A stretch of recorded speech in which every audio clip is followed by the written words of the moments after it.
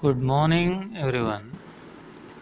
In the previous classes, we seen the topic Maxwell's law of distribution of molecular velocities.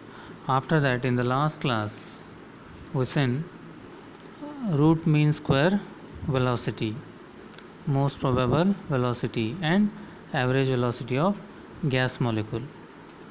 Okay तो पिछले classes में हमने Maxwell distribution पढ़ा और उसके बाद जो आखिरी क्लास था उसमें हमने वेलोसिटीज़ के डिफरेंट टाइप्स देखे और उसमें कौन सा बेटा root mean square velocity, most probable velocity और एवरेज वेलोसिटी, ऐसे 3 टाइप्स हमने देखे। तो जो Maxwell law of distribution for what molecular velocities हमने जो देखा था, है ना, उसका हम एक्सपेरिमेंटल वेरिफिकेशन आज देखने वाले हैं। ठीक है बेटा, तो उसका एक्सपेरिमेंटल वेरिफिकेशन किया था ज़ार्टमैन एंड को। ठीक है, तो हम देखते हैं। ठीक है, यहाँ देखिए सी हेडिंग क्या है बेटा? Heading experimental verification of Maxwell's law of distribution of velocities, है ना।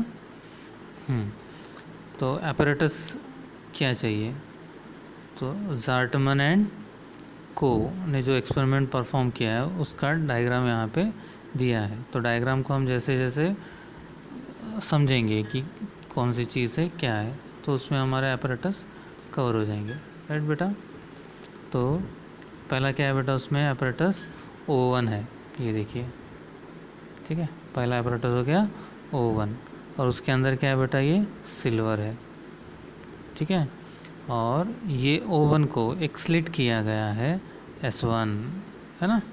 यहाँ देखिए तो स्लिट किया गया है S1। अब उसके आगे देखिए, जो स्लिट है S1 वो क्या करेगा? जो ओवन में हीट होने के बाद मॉलिक्यूल्स निकलेंगे सिल्वर के। ठीक है, ओवन में से जो मॉलिक्यूल्स निकलेंगे वो आगे जाएंगे स्लिट S1 के थ्रू। तो वो कहाँ रुकेंगे? या स्लिट S2 जितना है उतने ही पास होंगे और बाकी रुक जाएंगे। राइट बेटा, देन उसके बाद उसके ऊपर में क्या है? एक सिलेंडर है और उस सिलेंडर को एक स्लिट किया गया है जिसका नाम S3 लिखा है। ठीक है, उसके ऊपर देखिए ये सिलेंडर है और सिलेंडर को यहाँ हमने होल किया है। ठीक है, तो एक स्लिट है, ठीक है, S3, और उसके एक साइड पे या स्लिट के अपोजिट साइड पे ग्लास प्लेट हमने प्लेस करके रखा हुआ है। ठीक है, और ये जो है अरेंजमेंट इनिशियली क्या है बेटा? फिक्स्ड है, और उसके बाद हम उसको रोटेट करके भी देखने वाले हैं। ठीक है, तो drum is rotated at constant speed, कितना? 6000 revolution per minute.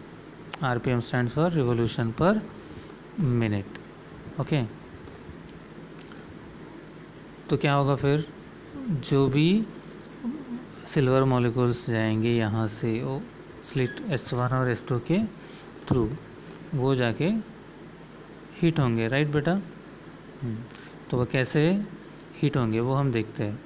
See the drum is rotated, देखिए ये वाला लाइन है ना, एक मिनट, ये वाला लाइन देखिए क्या है? The drum is rotated at constant high speed of 6000 RPM revolution per minute. ठीक है, सेकेंड में कितने होंगे? 100, एक सेकेंड में 100 रिवोल्यूशन, है ना। हाँ, a glass plate P is fixed on the face of the drum opposite to the slit.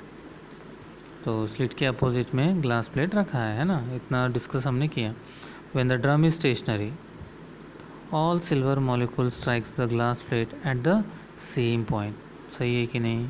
Of course slit जितना है उतने ही मॉलिक्यूल जाएंगे और यहाँ पे हिट करेंगे, राइट बेटा।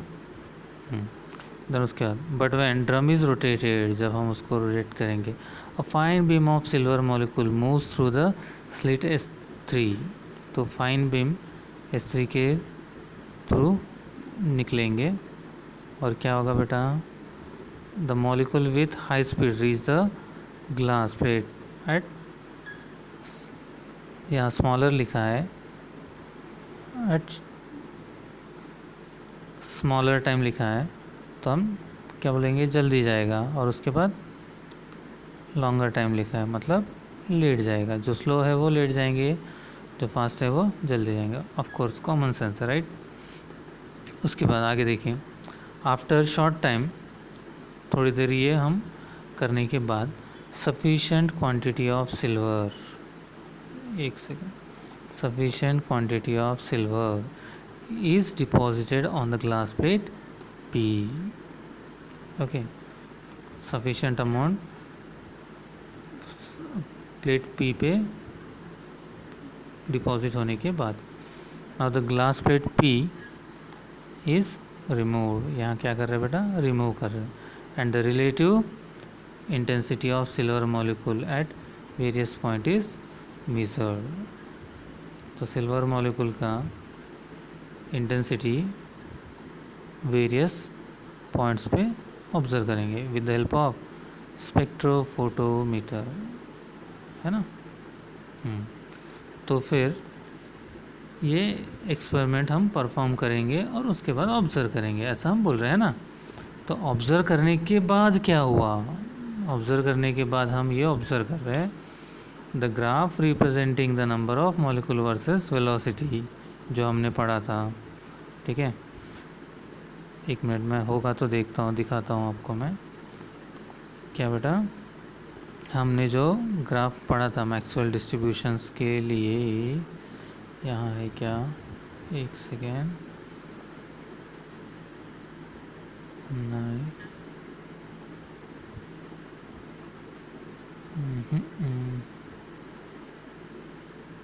एक मिनट, नहीं है बेटा, ठीक है। तो मैक्सवेल डिस्ट्रीब्यूशन का जो ग्राफ है, जो कौन से शेप में आता है बेटा,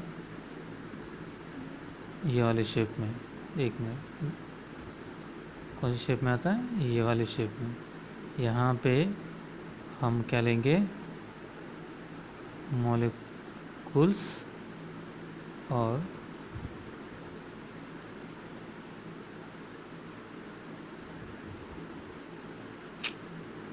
एक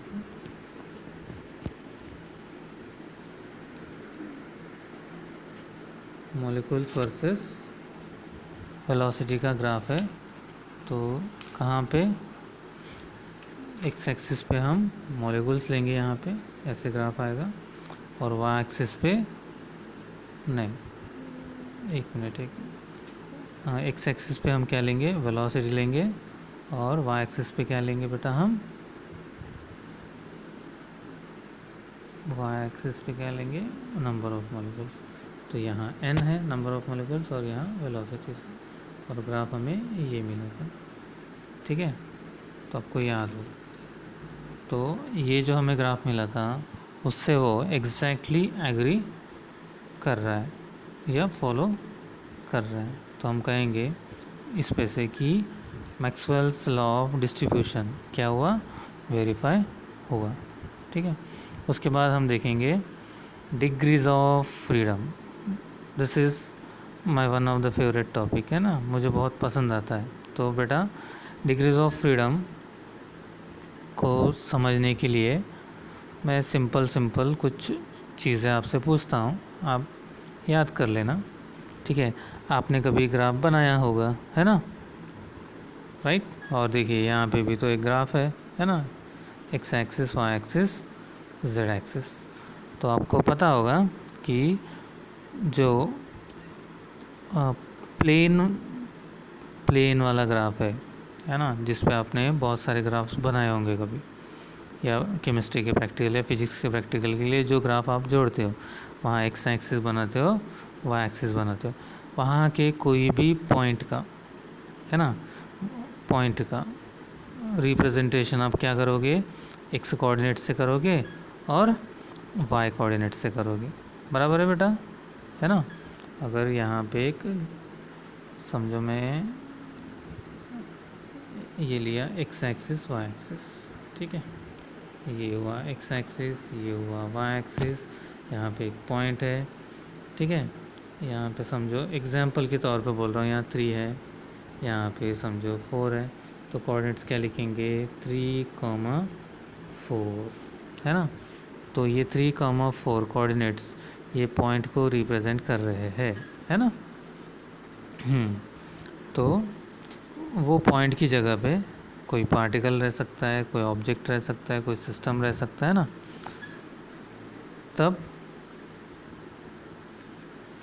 हाँ, तो एखादा पॉइंट या पार्टिकल या ऑब्जेक्ट को रिप्रेजेंट करने के लिए जितने मिनिमम कोऑर्डिनेट्स चाहिए, है ना, यहाँ पे बोले ना हमने 3 एक्स कोऑर्डिनेट, 4 वाई कोऑर्डिनेट, तो एक्स का एक कोऑर्डिनेट, वाई का एक कोऑर्डिनेट, तो कितने मिनिमम कोऑर्डिनेट चाहिए उसको हम बोलेंगे डिग्रीज ऑफ फ्रीडम। ओके। अगर कोई इंसान एक लाइन पे खड़ा है, एक सेकेंड, कोई इंसान एक लाइन पे खड़ा है यहाँ पे, ठीक है, स्टार्टिंग पॉइंट से वो 5 मीटर डिस्टेंस पे है, तो कोऑर्डिनेट क्या हो गया, एक्स कोऑर्डिनेट 5 मीटर, 5 मीटर से हमने रिप्रेजेंट कर दिया, वो इंसान यहाँ पे है, ठीक है ना। सो एक ही आपको क्या लग रहा है, कोऑर्डिनेट लग रहा है, तो उस कंडीशन में डिग्री ऑफ फ्रीडम कितना होगा, 1 होगा, ठीक है। समझो कोई इंसान कोई एरिया में है, जैसे आप वर्षा में रहते हो, कोई इंसान वर्षा के कोई तो भी जगह पे है, ठीक है। हमारा ये coordinate system X Y axis का यहाँ से, एक मिनट समझो,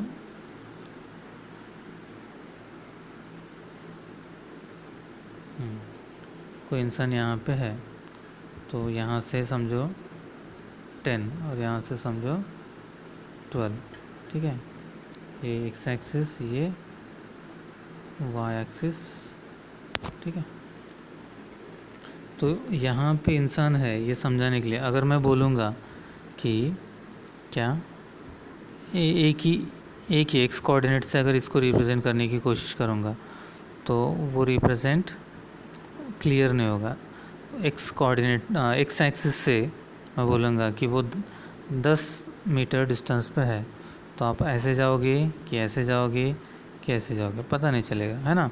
लेकिन मैं अगर बोलूँगा कि 10 12 ऐसा है, तो आपको पता हो जाएगा कंफर्म कि यहाँ से आपको 12 मीटर जाना है और यहाँ से आपको 10 मीटर जाना है, ठीक है। तो मिनिमम प्लेन पे किसी भी ऑब्जेक्ट को रिप्रेजेंट करने के लिए 2 कोऑर्डिनेट लगते हैं, तो इसलिए डिग्री ऑफ फ्रीडम क्या हो गया, 2 हो गया, है ना। स्पेस है यानी एक्स वाई जेड, है ना, ये जैसे है, तो वहाँ पे रिप्रेजेंट करने के लिए कितने कोऑर्डिनेट्स लगेंगे, 3 कोऑर्डिनेट्स लगेंगे, तो 3 डिग्रीज ऑफ फ्रीडम। समझ रहे क्या, मिनिमम जो कोऑर्डिनेट्स रिप्रेजेंट करने के लिए लगते हैं उन्हें हम डिग्रीज ऑफ फ्रीडम कहते हैं। देखिए इंग्लिश में थोड़ा हम समझने की कोशिश करते हैं पढ़ के। The total number of independent variable required to describe the state of motion